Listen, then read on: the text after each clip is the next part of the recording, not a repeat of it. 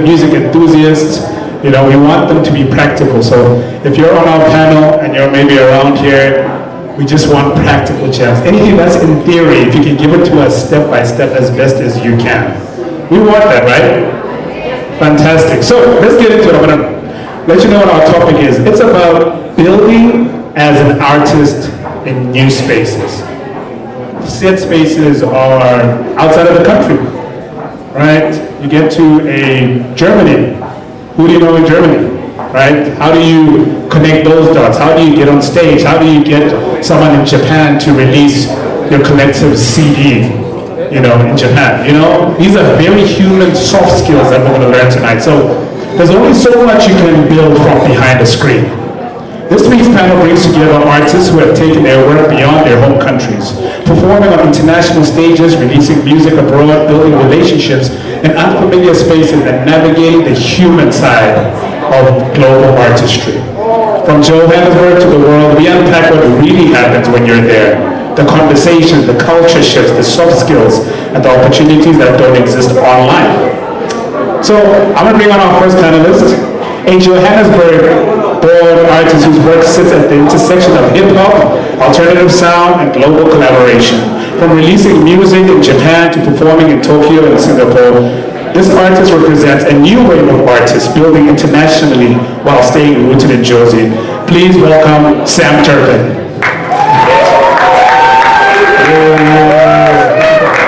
Let's go. You were late. You look like the guy who was on stage last week. Yeah, that's correct. I was here. It was here. I knew it. I knew it looked familiar. Welcome. Oh, thank you.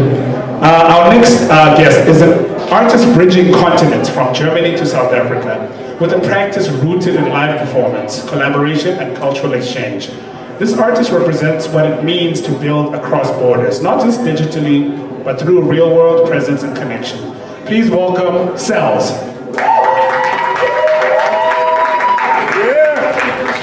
Another familiar-looking one. I think I saw you on the poster for this week. Am I wrong? Is it right? Okay, cool, fantastic. Make some noise for our experts for the evening, please. Thank you so much, gentlemen. Are we live? Yes. Oh yeah, the ones in Germany, they use a fingerprint. Sorry, I'm so sorry. Where's that chair?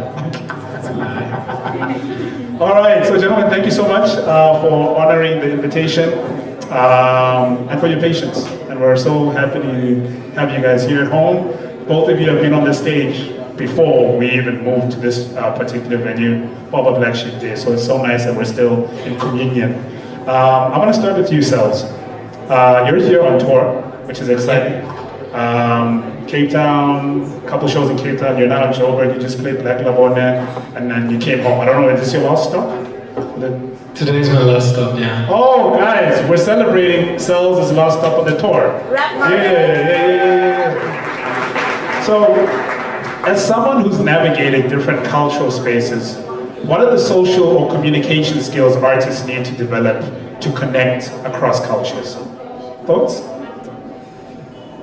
Social skills. I can just speak of my experience, how I did it in, so I toured South Africa before and New Zealand. At both places, I didn't know the music scene before I got there. So you definitely need the willingness to go outside, go to concerts, go to jam sessions, then find your favorite person there who's maybe playing the set, connect, be like, hey, can we hit the studio? Do you want to jam? Next step would be like, guys, I need a live band here. Do you want to play with me? Do you know a booker? Do you know? So I would go from person, like I would go step to step as a stranger and slowly work my way into the scene via different people. And I guess you need some soft social skills and just be nice and talk to people, yeah. Of course, I mean, this is your second round of a tour in South Africa? Yes, last year we did one as well. You having done it, or doing it a second time means that you're not making up everything that you're saying right now, because it's working for you to be able to do a second lap means that you've nurtured these relationships. I mean, we spoke like a couple months ago before this happened, so you figured something out. And there's something interesting that you mentioned about immersing yourself in the scene and the culture. Sam, you're someone, you know, who's a big fan of just culture generally. You know, consuming music in different cultures. Like when I was in your car, the music that you played me, I was like, in one South African man's car, we've traveled the world. So I think that whole thing of immersing yourself in a culture isn't a foreign concept to you, right? You've been a fan of Japan scene for a while, so, you know, you've performed and released music in places like Japan. What's something you only understood about the music industry once you were physically in another country?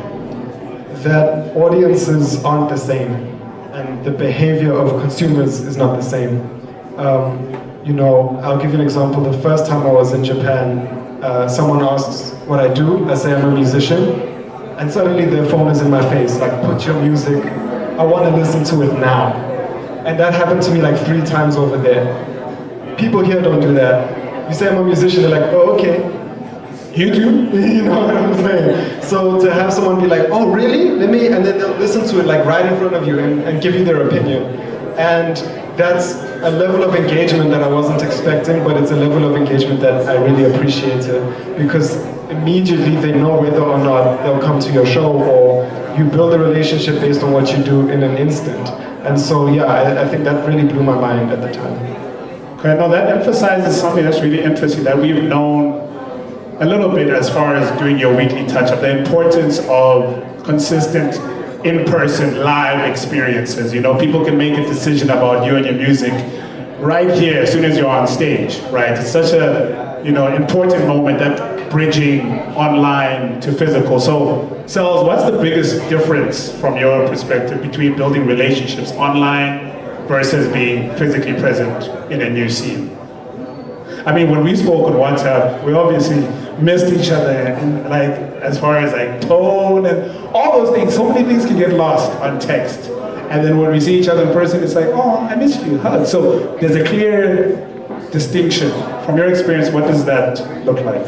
So I do collaborate with, I've done music with musicians or producers I've never met, so that definitely does work online. Eventually we linked up with Blue Glass, for example. He lives on a small island in Antigua, so I want to say the online space, the digital space, gives you still great opportunities to connect and collaborate with people you would literally never meet in your life. But being like to get into the live music scene and get booked, I definitely, like, if you're not like a superstar, I definitely find it very important to be there physically, and you'll be like, hey, I'm here for the next 3 months, can you please put me on? And like all my bookings, actually both in New Zealand and South Africa,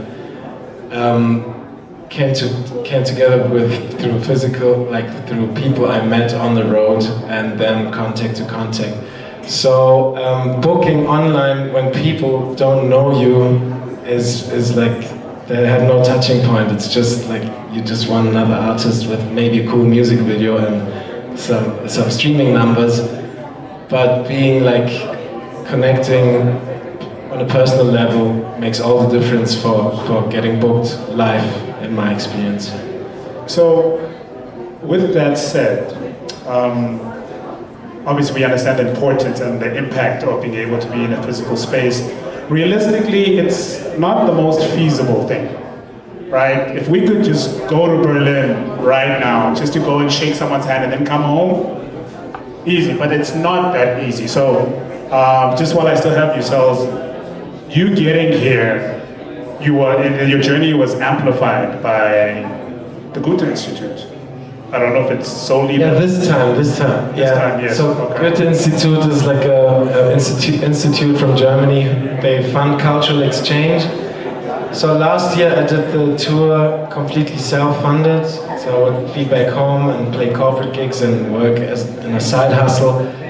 Try to put money aside, then fly over to South Africa, which is my mom's country, that's why I have connections here.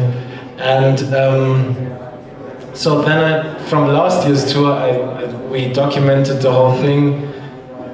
We have radio interviews, all the posters and everything. So I put all that together from which I invested last year and be like, guys, here's proof of concept. Can you please fund me? And they do travel costs this time, so they literally just paid my flight to come to South Africa. And yeah, now I got my first funding partner. Now I'm more eligible to get my next one because the first institution backed me up, so that's another stamp on your EPK, you know, and then I would like slowly try to work my way up, yeah. Slowly. Very slowly. It's a long game, right? And I think the first time you came, it being self-funded to me says that it's important for the first one to be self-funded, because where's your proof of concept otherwise? So that's a very important takeaway for me personally. Sam, again, just to emphasize how much of a fan you are of just like culture.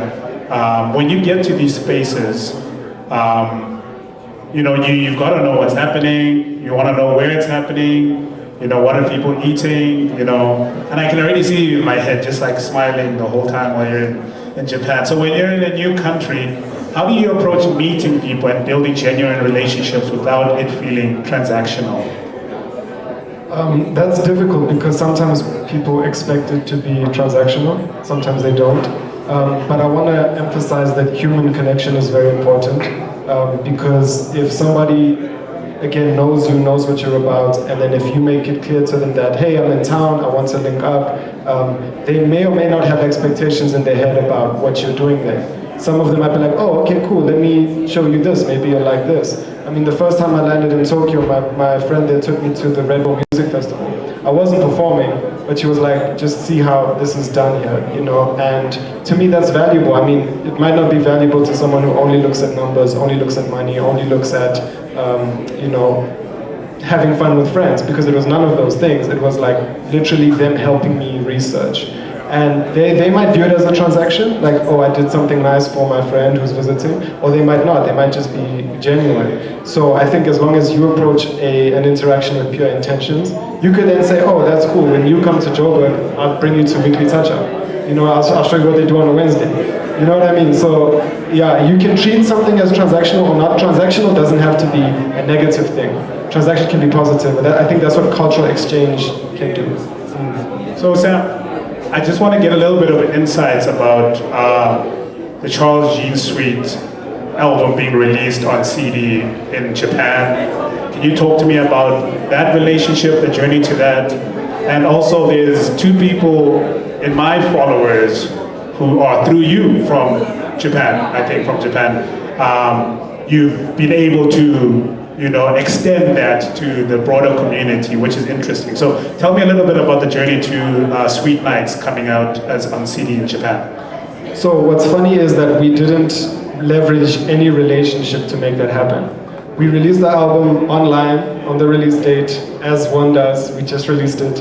And then about 2 weeks afterwards, I got this email in the band's account. Someone said, hey, I'm reaching out from this and that records. We're in Tokyo, we'd like to release your album. And at first you think it's spam because we get emails like that all the time. Hey, I can boost your Spotify followers. Hey, I can... So I just didn't pay it any mind, but something about it just felt different to me. So I reached out to the people I did know in Japan. I said, hey, is this name familiar? They said, yes, we know who that is. It's legit. You should sign that deal.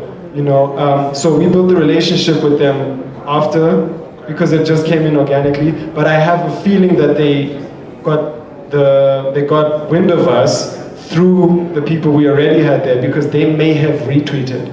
This was before Twitter, this before X, it was still Twitter. They retweeted it, maybe, I don't have proof, but somehow this person saw it. And I think it's because we already had some people there paying attention. But just to speak on the longevity chat, the first time I noticed that someone was paying attention in Japan was in 2016, which is this year, 10 years ago.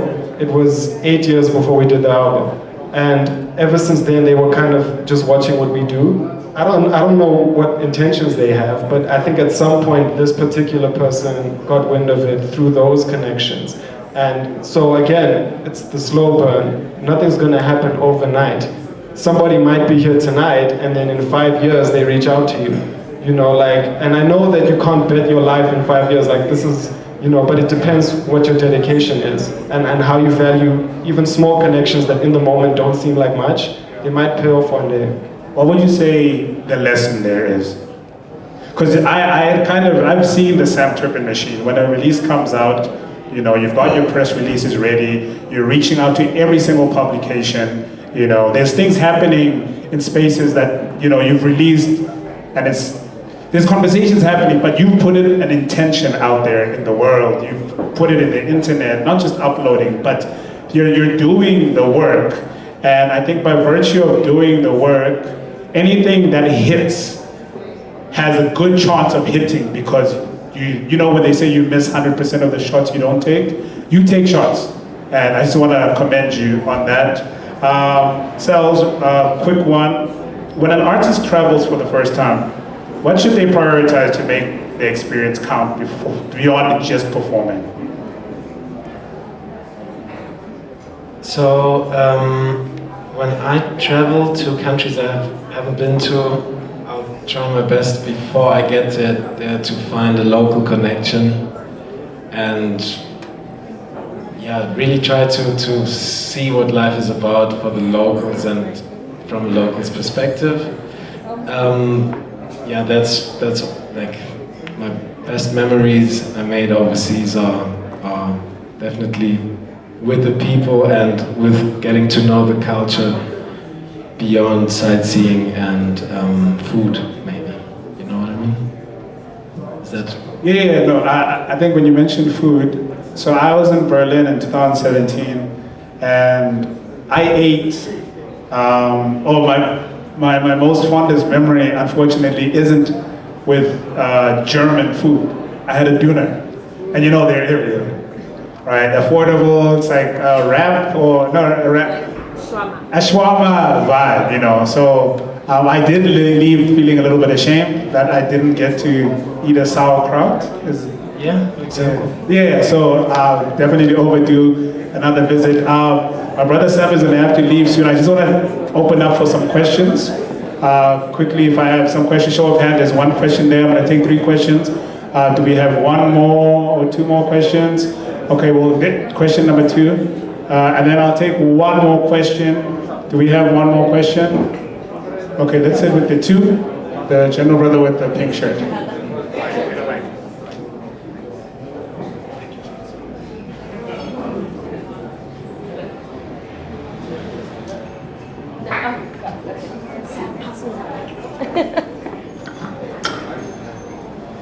Yeah, hi guys. I pretty much wanted to ask, like, in this age where we basically have democratized music to the point where, again, I could go on like a platform like Suno, hum something, and prompt the AI to basically make it into this genre type beat.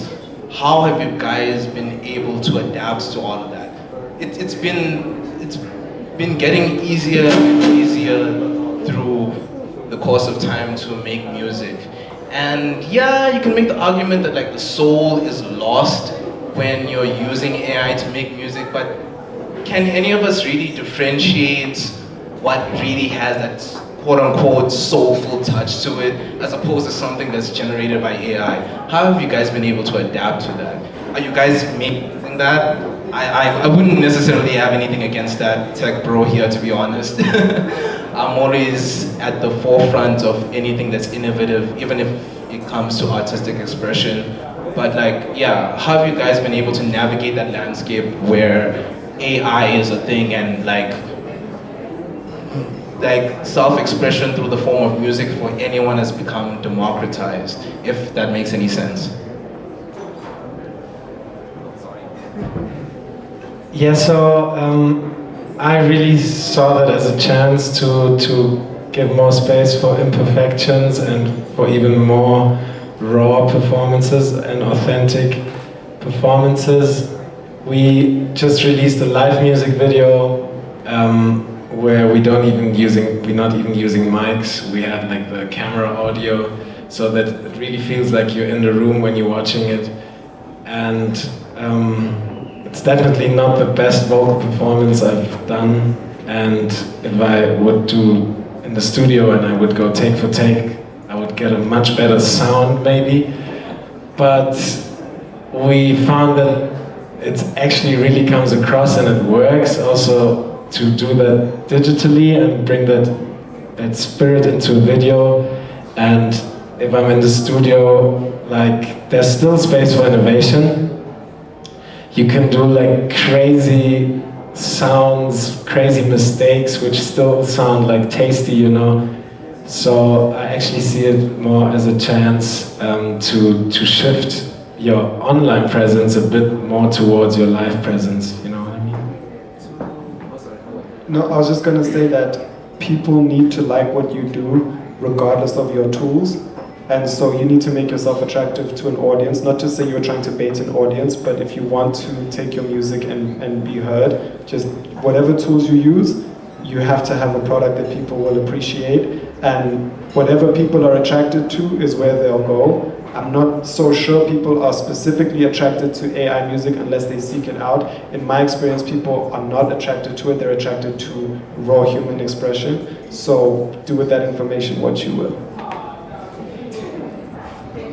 And there's something that a wise man named Sam Turpin once said to me. He said, AI versus hosepipe. It's done, you know, like it's that simple. Sorry, yes. So just to fill up the space for the third question, because no one raised their hand, thanks for that. Can we, before you give the third question, I just want to have the lady. My bad. And then I'll bring it back to you, don't worry. No problem. Hey, hi everyone. The question might seem a bit cliche, but I think, Cellz, you mentioned you funded your first tour in South Africa, and Sam, you said like there was Wind of You in Japan 8 years before you released an album. And I think whether you're in the music space or any space as a creative, you hear 100 no's before you get your first yes. So as you mentioned, it is a slow journey, but how do you continue betting on yourself when it seems like the odds are against you? It depends why you're doing it in the first place. Again, my answer might also sound cliche, but you have to be the kind of artist where even if you had nothing, you would still do it. Like I always use the crazy analogy of put me butt naked in the jungle with nothing.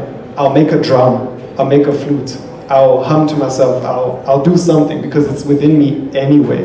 Which means even if I have nothing, I'm still gonna do it, even if I'm the only one listening to myself, which makes me sound like a crazy person. But at the same time, that's where you get that source of, okay, sure, I'll tell you now, if I'm still alive, inshallah, I'll be doing this in 10 years, because it's the only thing I do.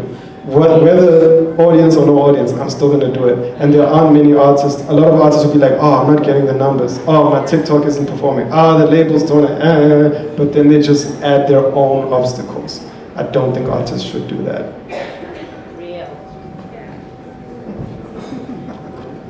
Yeah, so obviously you need the willpower to run the marathon.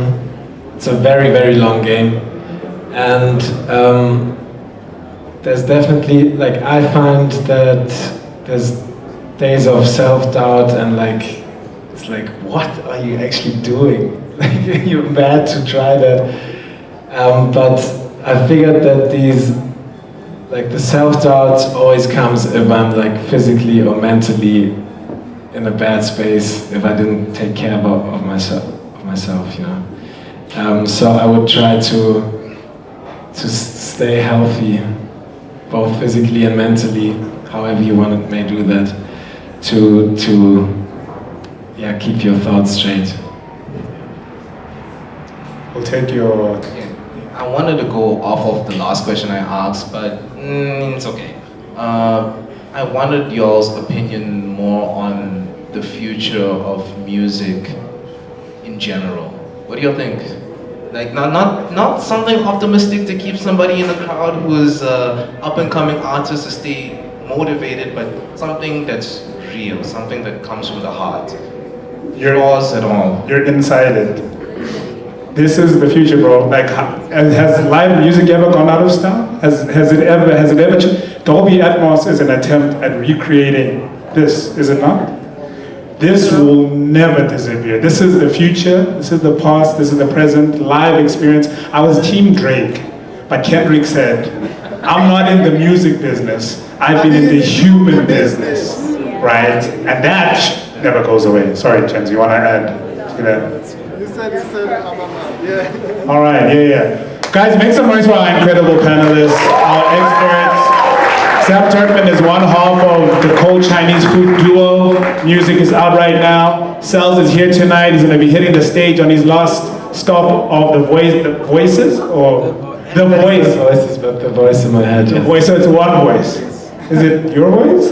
Does it sound like you? No? Who does it sound like? Sorry. The voice in my head sounds like me, yeah. Okay, I thought you were going to say me. But so his last day, we'll see you next year. Yeah. On the third leg of the new tour. Yeah, make some noise, guys. Your weekly touch-up, week 135. We've just touched base. Thank you so much, gentlemen. You guys look great and you're matching, which is exciting. I wish you had told me, but you didn't. It's all good because I'm wearing one of my favorite shirts. And I don't just pull this out for anyone. I pulled it out for today because it's your weekly touch-up, week 135. And we're about to get into the music. We've got 4 acts for you this evening. So I want you guys to get comfortable. You know, it's live music every single Wednesday. Our curation changes every week. So if you miss this one, you're gonna see it on TikTok. And you're gonna so upset. But anyway, we're gonna move on. And Elder Third is just gonna usher us into that. One more time, can we just make some noise for these incredible gentlemen? Yeah, I will be right back.